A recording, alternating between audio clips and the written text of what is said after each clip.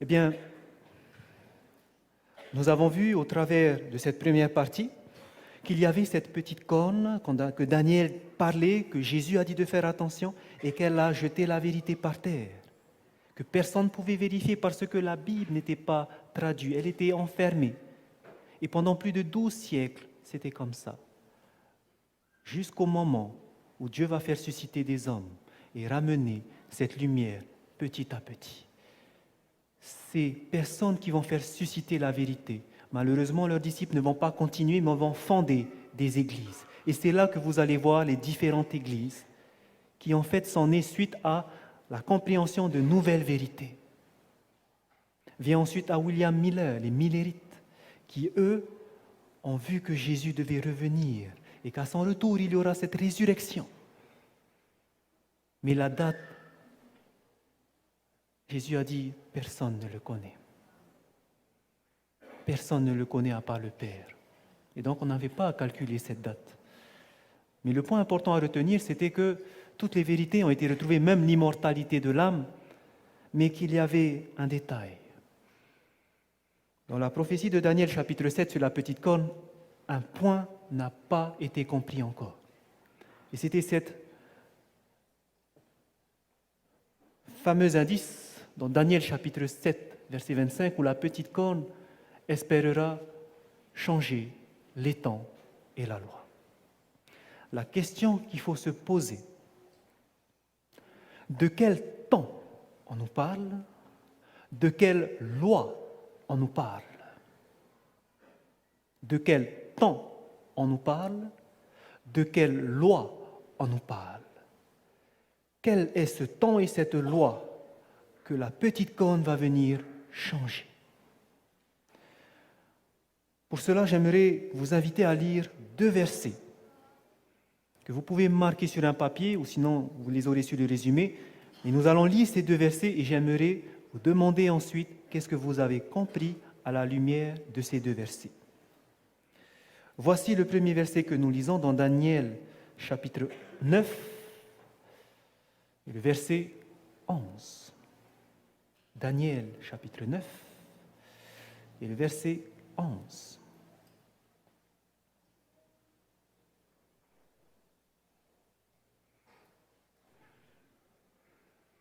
Il est écrit, « Tout Israël a transgressé ta loi. » Là, c'est dans la prière que Daniel offre à Dieu. Donc, il parle à Dieu et tout Israël a transgressé ta loi et s'est détourné pour ne pas écouter ta voix. Alors, se sont répandues sur nous les malédictions et les imprécations qui sont écrites dans la loi de Moïse. J'en dis pas plus. Ils ont transgressé la loi de Dieu, alors les malédictions sont venues, celles qui étaient écrites dans la loi de Moïse. Deuxième verset, dans 2 Rois.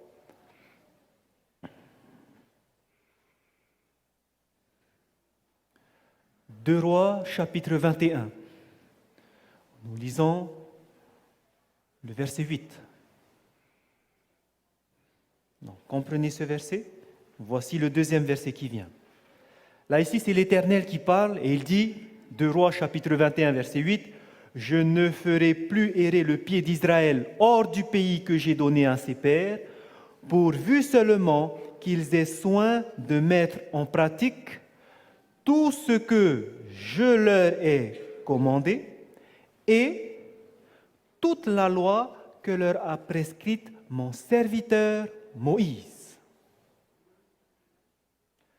Lorsque nous avons lu ces 2 versets, dites-moi, lorsque la Bible parle de loi, combien de lois vous voyez dans la Bible? Combien de lois? 2 lois. Quelles sont ces 2 lois? Tout Israël a transgressé ta loi, la loi de qui? De Dieu. Alors se sont répandues sur nous les malédictions qui sont écrites dans la loi de Moïse. Deuxième loi, loi de Moïse. Le verset 2 Rois, chapitre 21, verset 8, l'Éternel dit « Je ne ferai plus errer le pied d'Israël hors du pays que j'ai donné à ses pères, pourvu seulement qu'ils aient soin de mettre en pratique tout ce que je leur ai commandé. » Dieu a donné sa loi, il faut qu'ils gardent ce que j'ai commandé et toute la loi que leur a prescrite mon serviteur Moïse. Combien de lois? 2 lois. La première loi, loi de Dieu. La deuxième loi, loi de Moïse. C'est ce que l'on comprend lorsque nous avons lu ces 2 versets. Et vous allez voir que réellement, il y a 2 lois distinctes. Attention à bien faire attention, il y a 2 lois distinctes. Regardez lorsqu'on parle de la loi de Dieu. Dans Exode chapitre 32, versets 15 et 16. Moïse retourna et descendit de la montagne, les 2 tables du témoignage dans sa main. Les tables étaient écrites des 2 côtés, elles étaient écrites de l'un et de l'autre côté. Moïse tient dans ses bras les 2 tables des commandements. OK. Écrites sur chacun des côtés. Et maintenant, j'aimerais que vous remarquiez comment est-ce que ça a été fait au verset 16. Les tables étaient l'ouvrage de Dieu et l'écriture était l'écriture de Dieu gravée sur les tables. La loi de Dieu a été gravée sur des tables de pierre et a été gravée par le doigt de Dieu lui-même. Lorsqu'on parle maintenant de la loi de Moïse, dans Deutéronome chapitre 31, versets 24 à 26, lorsque Moïse eut complètement achevé d'écrire dans un livre les paroles de cette loi, la loi de Moïse a été écrite par qui? Moïse, et a été écrite dans un livre. La loi de Dieu a été écrite par Dieu sur des tables de pierre. 2 lois distinctes, un sur des tables, un dans un livre. Et regardez ce qu'il va dire. Il donna cet ordre aux Lévites qui portaient l'arche de l'alliance de l'Éternel. Verset 26. Prenez ce livre de la loi et mettez-le, où ça? À côté de l'arche de l'alliance de l'Éternel, votre Dieu, et il sera là comme témoin contre toi. Le livre de Moïse a été placé à côté. J'aimerais que vous reteniez un instant témoin contre toi. La loi de Moïse sera là comme témoin contre le peuple d'Israël. Retenez ça, nous en viendrons plus tard à ce détail. Loi de Dieu écrite sur des tables par le doigt de Dieu. Loi de Moïse écrite dans un livre par Moïse lui-même, placé à côté. Où étaient alors les tables de Dieu, la loi de Dieu? Deutéronome chapitre 10, verset 2. J'écrirai sur ces tables les paroles qui étaient sur les premières tables, que tu as brisées. Dieu va réécrire sur 2 autres tables, et tu les mettras où? Dans l'arche. 2 lois distinctes. Une écrite par Dieu sur des tables de pierre mises dans l'arche. Et la deuxième loi, la loi de Moïse, écrite par Moïse dans un livre, est placée à côté de l'arche. C'est important que nous puissions considérer qu'il y a bien ces 2 lois.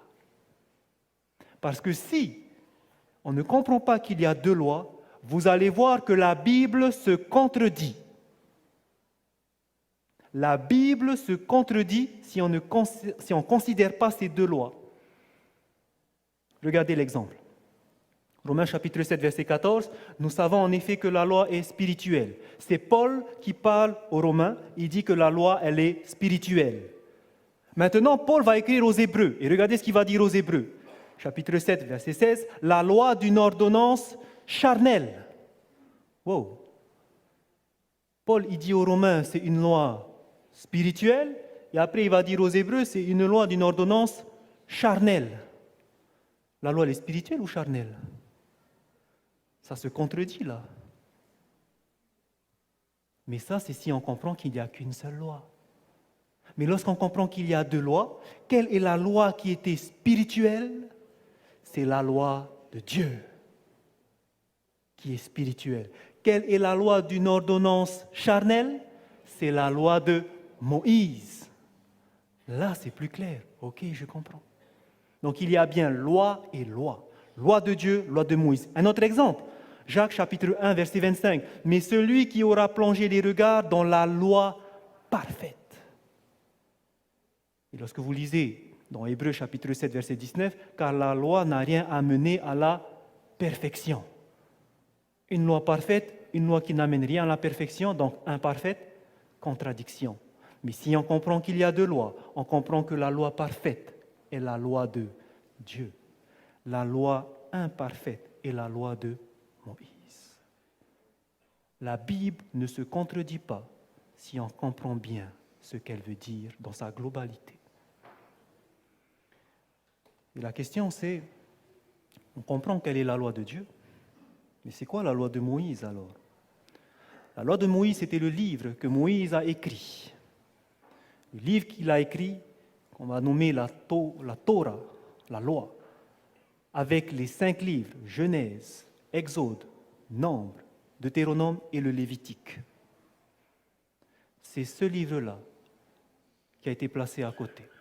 Dans ce livre-là, il est nommé les ordonnances à faire lors du sacrifice. Lorsque quelqu'un a péché, la loi de Moïse disait ce qu'il fallait faire. Dans le livre de Lévitique, nous avons étudié cela. Selon les péchés, il fallait apporter l'animal, poser les mains sur l'animal. Il fallait confesser son péché. Et le pécheur prenait une lame sous la gorge de l'animal. Et l'animal mourait, égorgé. Le sang était récolté. Le prêtre prenait le sang et allait l'asperger dans le lieu saint, sur le voile qui sépare le lieu saint du lieu, sur les cornes de l'autel des parfums. C'était ça.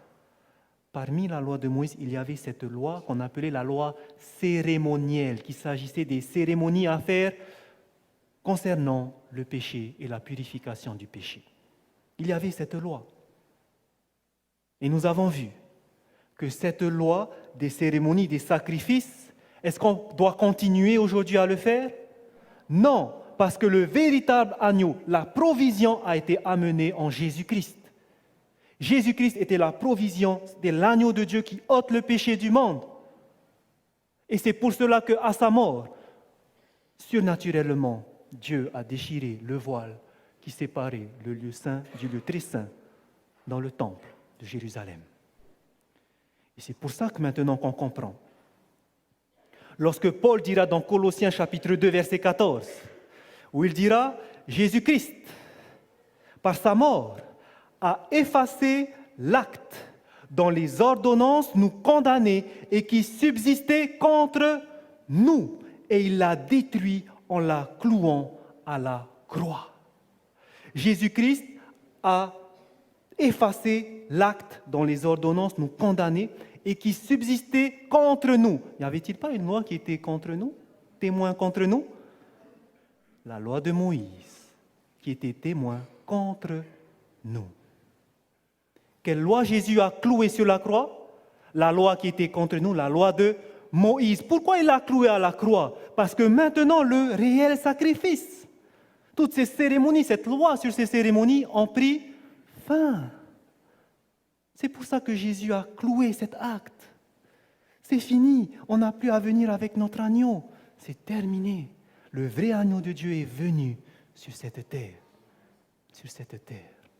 Vous comprenez maintenant ce verset? Malheureusement, beaucoup aujourd'hui utilisent ce verset pour dire la loi de Dieu, on n'a plus à la garder, regardez. Il a effacé l'acte. Non. Il y a 2 lois. Nous venons de le voir. 2 lois. Soyons clairs. Par contre, si cette loi a été abolie à la croix, lorsque Jésus va parler de la 2e loi, la loi de Dieu, regardez ce qu'il va dire dans Matthieu chapitre 5, versets 17 à 18. « Ne croyez pas que je sois venu pour abolir la loi ou les prophètes. Je suis venu non pour abolir, mais pour accomplir, car je vous le dis en vérité, tant que le ciel et la terre ne passeront point, il ne disparaîtra pas de la loi un seul iota ou un seul trait de lettre jusqu'à ce que tout soit arrivé. » Est-ce que cette loi a été effacée? Non. jusqu'à ce que la terre et le ciel existera. Cette loi sera toujours valable. La loi qui a été clouée à la croix, la loi de Moïse, mais la loi de Dieu subsistera tant que le ciel et cette terre seront là. Tout le monde a compris maintenant? Donc maintenant, lorsqu'on comprend qu'il y avait deux lois, une loi écrite par Dieu qui subsiste, une loi écrite par Moïse, la loi cérémonielle qui a été clouée à la croix, la question maintenant peut être répondue. Lorsque la prophétie nous dit que la petite corne va essayer de changer les temps et la loi, de quelle loi il s'agit? Souvenez-vous, la petite corne va venir quand?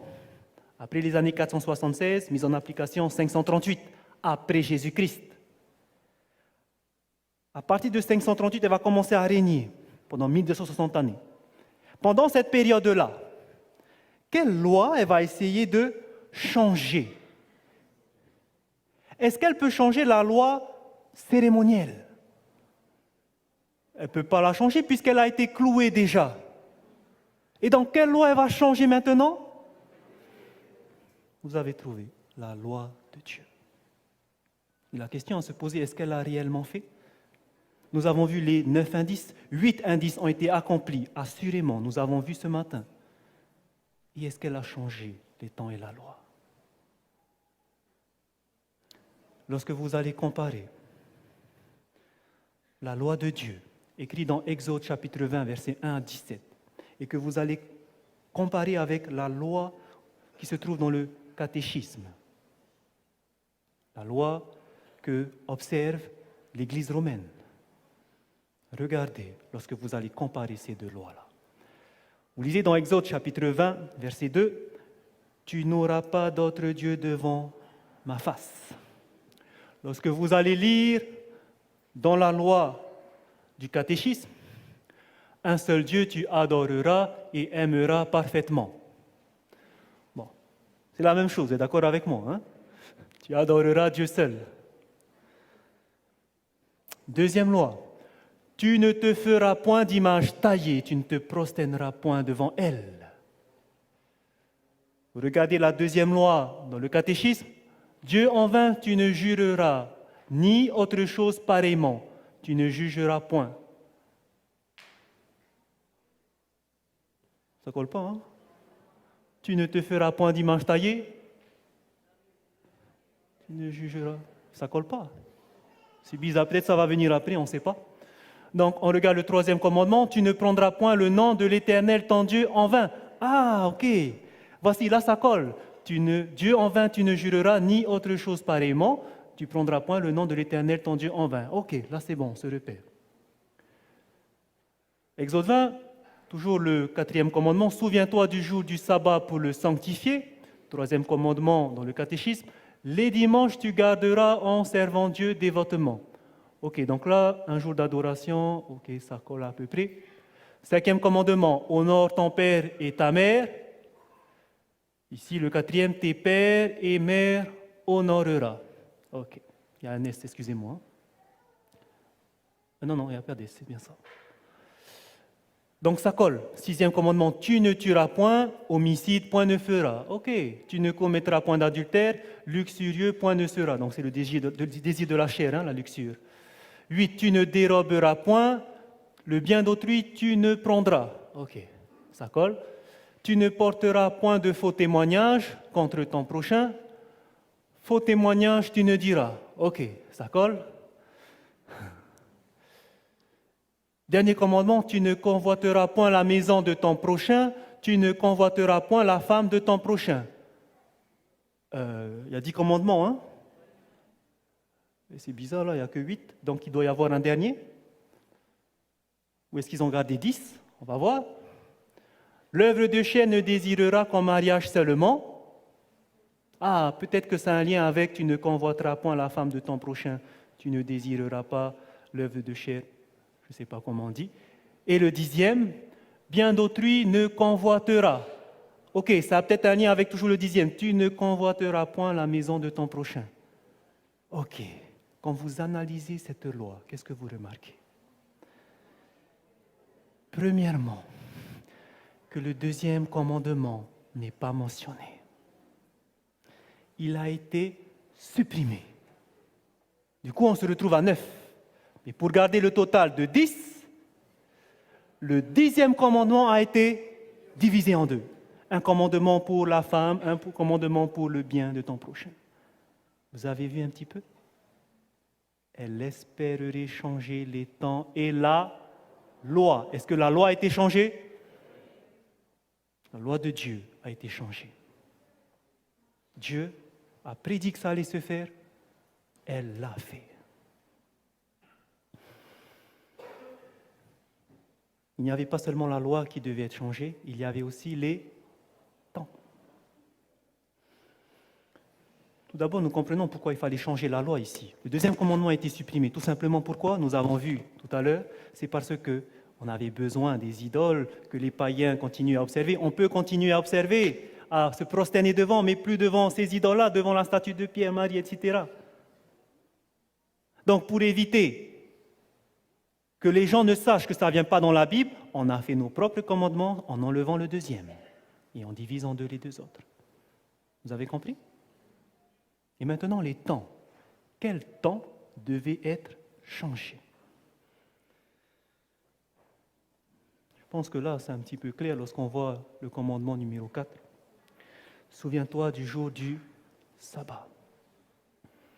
Alors que lorsque vous regardez le commandement dans le catéchisme, les dimanches, tu garderas.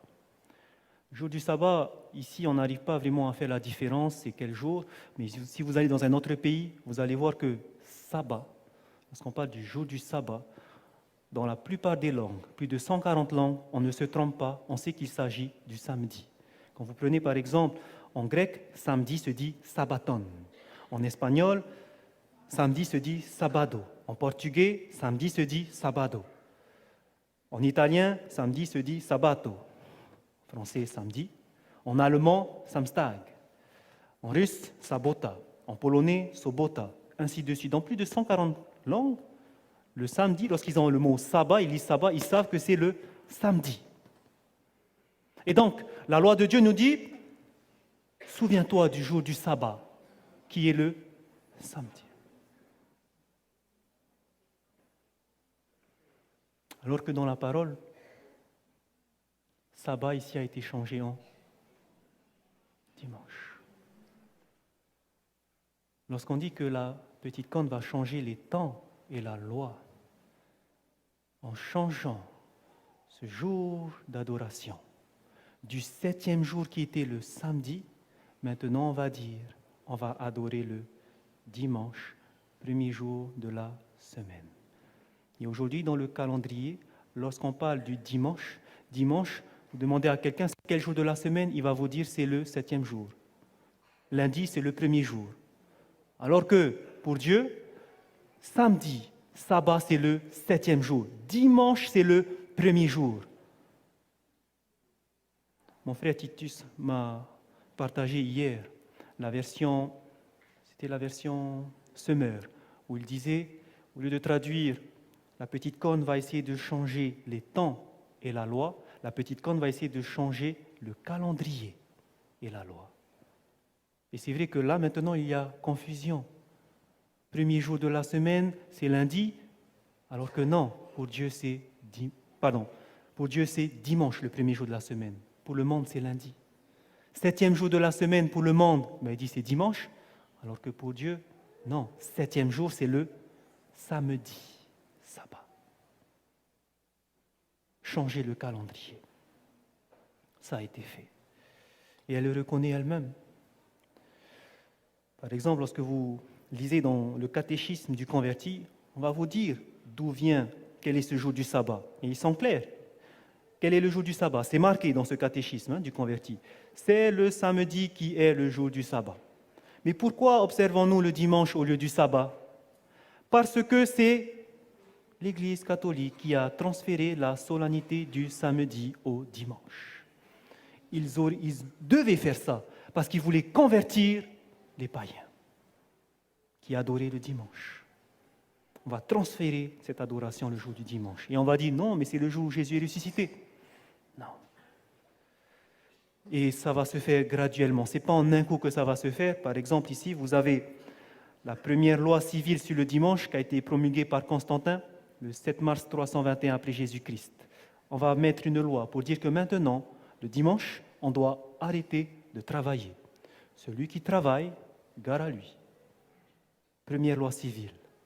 Ensuite, 4 ans plus tard, dans l'histoire de l'Église, lors du concile de Laodicée, on nous dit qu'en 325, Sylvestre, évêque de Rome, changea le nom du premier jour, qui était le dimanche, et l'appela jour du Seigneur. Dimanche, le jour du Seigneur. C'est là où la notion va venir, jour du Seigneur. Les chrétiens ne judaïseront pas, c'est-à-dire ils ne vont pas observer le sabbat, les chrétiens n'observeront plus le samedi le sabbat, et ils ne resteront pas oisifs le samedi, c'est-à-dire le sabbat, le samedi, ils ne vont pas rester sans rien faire. Ils doivent travailler ce jour-là. Et ils honoreront particulièrement le jour du Seigneur qui est le dimanche, et en tant que chrétiens, autant que possible, ne travailleront pas le dimanche. Ça s'est fait graduellement, et aujourd'hui ça a réussi, parce que quand vous regardez dans le monde entier, quel jour est ce jour où le monde se repose? Le dimanche. Quel est ce jour où le monde adore Dieu? Le dimanche. La petite corne va essayer de changer les temps et la loi. Est-ce qu'elle a réussi? La prophétie nous a dit, Daniel 8, verset 12. Elle jeta la vérité par terre et elle réussit dans ses entreprises. Elle a réussi. Regardez autour de vous. Elle a réussi. La petite corne a réussi. J'aimerais vous dire une chose. Souvenez-vous que nous avons vu que la loi de Dieu était placée où dans le sanctuaire terrestre? Dans le sanctuaire terrestre, elle était placée dans l'arche de l'Alliance, qui était où? Dans le lieu très saint, dans la deuxième partie de l'appartement. Sur terre, Dieu a dit de placer cette loi dans l'arche de l'Alliance. Dans l'arche de l'Alliance se trouve, on appelait aussi l'arche de l'Alliance, l'arche du témoignage, parce qu'à l'intérieur se trouvaient les tablettes du témoignage, la loi de Dieu, l'arche de l'Alliance. La prophétie nous a dit que cette petite corne va essayer de changer la loi de Dieu. Mais même si elle a essayé de changer la loi de Dieu sur terre, au ciel, la Bible nous dit qu'il y a aussi ce temple avec ce lieu très saint. Et nous avons vu que dans le livre de Apocalypse, chapitre 11, verset 19, Jean va voir le temple de Dieu ouvert dans le ciel. Et au verset 19, il va dire, et le temple de Dieu dans le ciel fut ouvert, et qu'est-ce qui va apparaître au ciel? L'arche de l'alliance, l'arche de son alliance apparaît dans son temple. Au ciel, il y a aussi cette loi dans l'arche de cette alliance. Et cette loi, frères et sœurs, elle est éternelle. On ne pourra pas la changer. Même si elle va essayer de faire ça sur terre, au ciel, elle n'arrivera pas. La loi de Dieu demeure. Jusqu'à ce que cette terre et ce ciel ne passeront, elle demeurera. Et Jésus nous dit qu'avant son retour, avant qu'il ne revienne, pensez-vous qu'il va revenir alors que le monde entier est en train de transgresser le jour de repos de l'Éternel?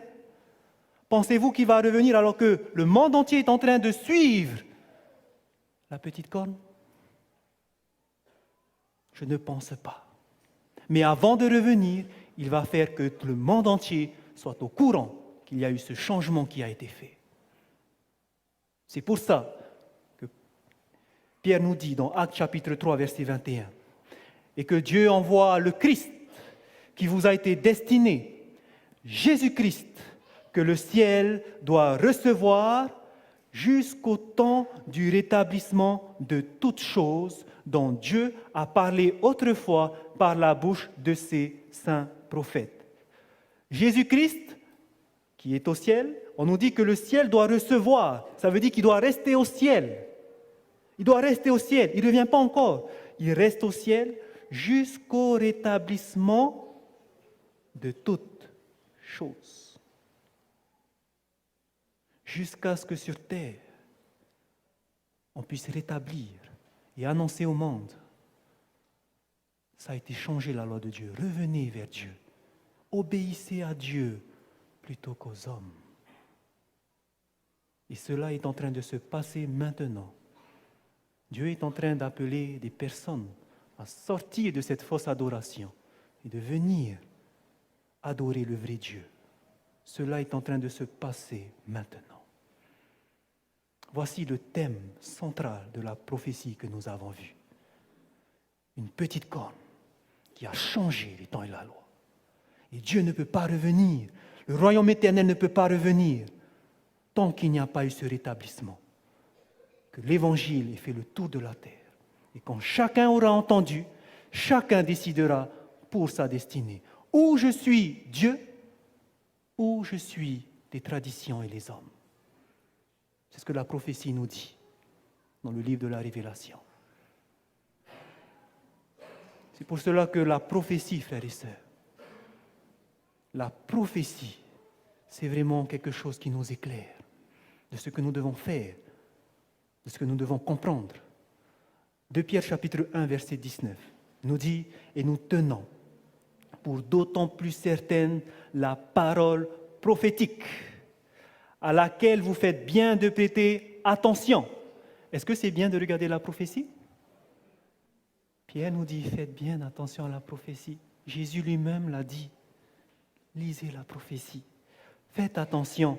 Pourquoi? La prophétie est comme une lampe qui brille dans un lieu obscur jusqu'à ce que le jour vienne apparaître.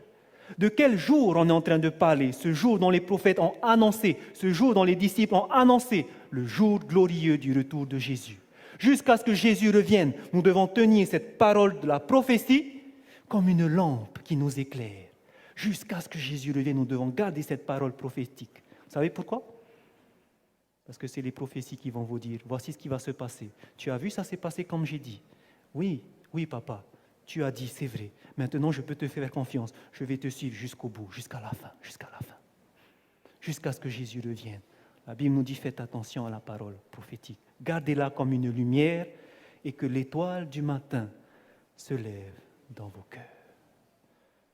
Tout ce que nous avons vu cette semaine, le but, c'est de nous préparer à ce jour glorieux du royaume éternel.